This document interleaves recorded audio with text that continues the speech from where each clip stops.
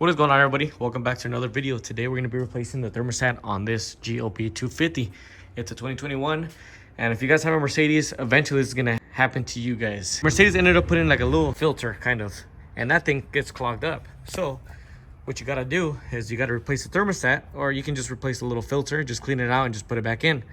So all that stuff is underneath this right here, which is the intake manifold. You got to take off all of this right here, and you got to take off the charge pipe, which is right here. You got to take off the coolant, which is right there, connects all the way back there. You can't really see it, but it's under all that mess right there. So you got to take off all that.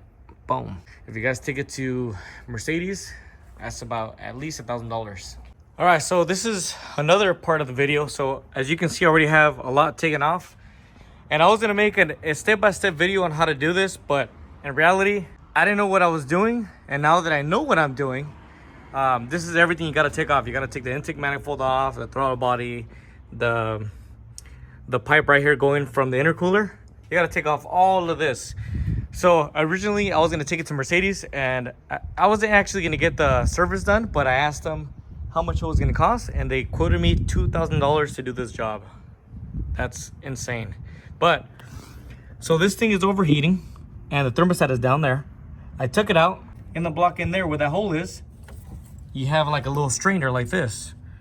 So this is the real issue right here. This is the real issue. This thing gets clogged.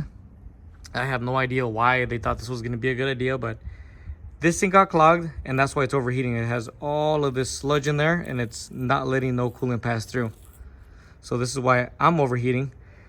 Either way, I don't want to do this job again. So what I ended up doing is I bought another thermostat, and I'm gonna end up replacing the whole thing. So I'm gonna clean this out, put it back in there, the new thermostat in there, put it back in there. But yeah, this is the main issue. This is a GLB 250.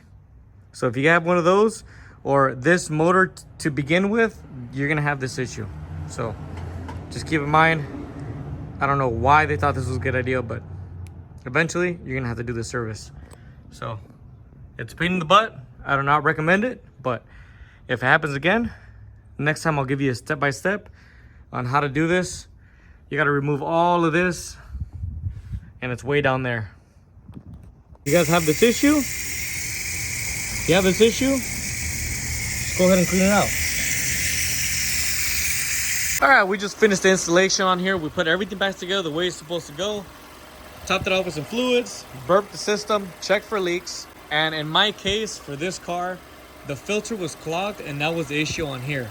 So since it took so much time to get that replaced and to take off all the manifold, all the lines, the wiring harness, and fold it over, I just said, hey, you know what? Might as well get that out of the way, change the thermostat since we're already there. Might as well. Even though I already knew that wasn't the issue, but at least I get some more life out of the thermostat. So we changed it all out. The little screen was clogged to the max, replaced it, and now it looks like we're good to go.